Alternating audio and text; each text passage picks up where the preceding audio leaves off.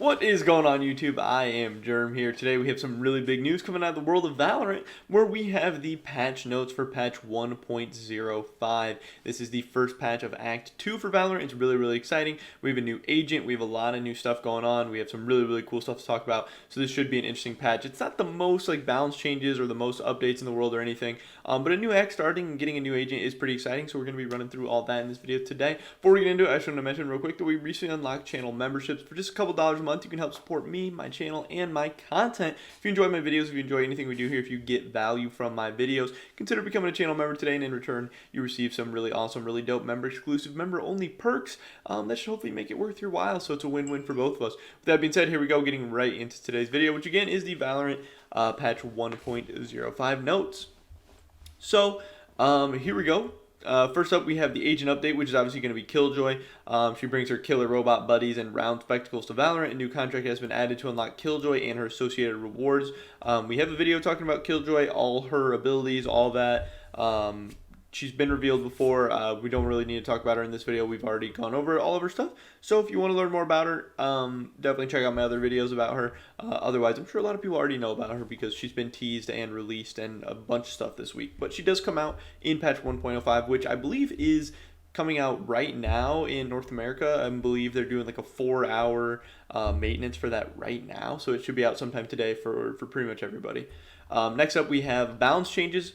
Raze is the only balance change on this update. She's getting nerfed again. It says they're just updating her, but it's definitely a nerf. Equip time is increased for ultimate, going from 1.1 to 1.4 seconds, which, I don't know, man. Already, when I play Raze, it feels like I die while I'm pulling my ult out a lot, and having like almost a 50% increase on that, I don't know. That seems like 1.4 seconds pulling the ult out seems like a long time. Quick equip time increased from 0.5 to 0.7, and then the VFX has been reduced when firing the rocket, and the VFX on the rocket's trail slightly reduced.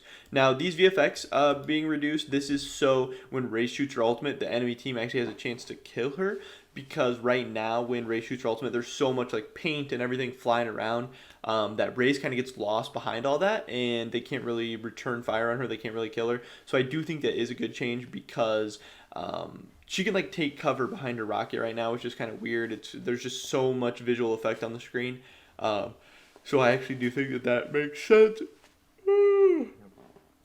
Excuse me, it's early. I'm just waking up. So I actually do think that makes sense as a change.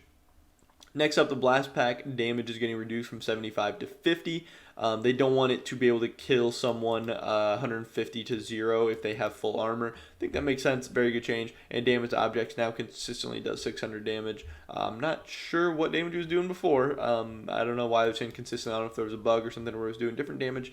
But yeah, they want it to be more of a movement ability and like destroying walls and stuff. They don't want it to be as much of a damage. And I think that makes sense because 50 damage should be plenty for an ability like that, especially when her W already does damage, her E already does damage, her ult already does damage. She has enough ways to kill people. But yeah, definitely two nerfs. Definitely two nerfs to Raze her ult and her blast pack. Next up, we have for competitive act ranks have been added to the game. There's articles talking about all about act ranks. It's a lot of information, a lot of stuff going on. So definitely check that stuff out if you're interested in that. Patch 1.05 marks the end of competitive Act 1 and Act 2 is going to begin. If you're earned a rank in Act 1, play 3 more games to show your rank again in Act 2. If you're a new player, you'll need to play 5 initial matches. So there is going to be placements. There's going to be like some placement matches again for everybody. A little bit of a soft ranked reset. Expect a conservative initial placement, 2 ranks lower than your Act 1 rank. So we're confident you're at or above that skill level in Act 2. Performance will have a large impact in your early game, so that makes sense. So if you play well, if you pop off, if you frag well, you'll rank up fast, but you probably will start lower in Act 2 than you were in Act 1, and that makes sense because they want you over the next 2 months to be able to climb back up and then maybe even higher, but they don't just want you to be stagnating at the same ranks for months and months and months and months on end. They want you to have like a sense of progression and stuff. Competitive matchmaking will have a higher chance to match solo and solo duo players against similarly sized pre-made groups at the cost of queue time. I think that makes sense. It feels so terrible to play a solo queue into like 5-mans and stuff. Regardless of pre-made sizes, match balance is sitting fairly close to 50-50 for which team wins, but there's often a larger skill disparity between the best and worst players in the games. With large pre-made, this change should reduce the chance of solo players getting into games where there's high skill disparity. I think that is a big change too, because I've seen games with like gold 3s and irons in it. I've seen games with platinums and like bronze 2s in it. Like, and that just doesn't even make sense. Like, that's so far apart. Like, I can see if you're like silver and you get some bronzes in your game, or if you're gold and you get some plats in your game. If you're platinum and you're getting bronzes in your game, if you're gold, you're getting irons in your game. Something is very, very wrong with the matchmaking. That's definitely something that's been going on a lot. They need to make some big changes to the matchmaking. Next up, ranked indicators. I think this is a really, really nice change. Ranked indicators have been modified on a loss to provide more granularity into how your rank was changed. You can now receive 1 down arrow, 2 down arrows, or 3 down arrows. Previously, for some reason, this is so stupid, but previously, for some reason, they showed very little info about how much rank was lost because they wanted to limit an already painful experience. They were like babying us. They were like, oh, we don't want to tell them actually how many arrows they went down because then they'll be sad because they already lost a game. And then they're going to lose 3 arrows on top of that, which is stupid. They were like, because then you can't even compare your up arrows to your down arrows to see if like your rank's increasing or decreasing. But now they're actually going to show you how much like MMR, ELO, LP, whatever you're losing after games, which will be so nice. So then if I get 2 up arrows and then I get 1 down arrow the next game, I actually have 1 up arrow and actually gained ELO on the day. When previously the down arrows didn't mean anything and the up arrows did, and it was just the stupidest system. And that's such a terrible explanation from them that they didn't want to make you feel worse after an already painful experience. Like, that's dumb. But I'm glad they're changing it.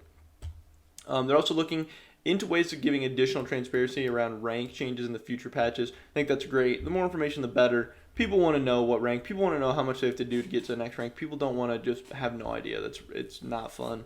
So yeah, they should definitely change that. Match history will now show the rank you went into the match for that game versus the rank you ended the game with. I think that's a weird change. It's just going to confuse people since it's already been like that previously. If people were like, oh, but I want to know what rank I went into the match with. I mean, you could just look at the match before, or see if you got promoted and know that you're 1 rank lower. Like, I think that's a really weird change. I don't get that. I don't really know who's asking for that. You can now view your friend's career tab via the context menu in the social panel. That's very nice. Been asking for that for a while. I think it's a big change. This means you can see your friends ranked, act ranked in match history. Great. And then custom games now allow the leader to select your target game pod location and see players ping to that game pod. Okay. So next up we have game modes. Deathmatch is dropping. I believe it doesn't come out until August 5th though. Yeah, it says right here, first starting August 5th.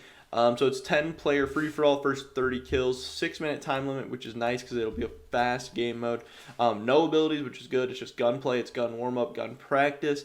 You'll load in as a random agent, which it doesn't matter because you can't use abilities. Buy whatever weapons you want. Heavy armor is given to you automatically. Killing enemies drops health kits. Picking up fully restores your health armor and automatically reloads your weapon. All enemies are periodically revealed in the minimap. And then Deathmatch is in beta, so they're going to continue to evaluate how the game's going and everything. Quality of life. Players who report other disruptive players will now receive an email if the reported player has been punished, which is funny. And then arriving mid-patch, your rotating store offers will stop, including things you already own. That's a really, really nice patch. Then we got a ton of bug fixes, a ton of stuff. If you guys want to read through that, check out the patch 1.05 notes on playvalorant.com. But that's pretty much it for this video today, guys. Definitely drop a like if you enjoyed it. Leave a comment down below. Which change that we talked about in this video are you most excited for? Is there a change that they should have made that they didn't? Any of you guys' thoughts and opinions, I'd love to hear in the comments down below. Hopefully I catch you guys in the next video. Subscribe to update on my latest content. Consider becoming a channel member today. But until next time, peace.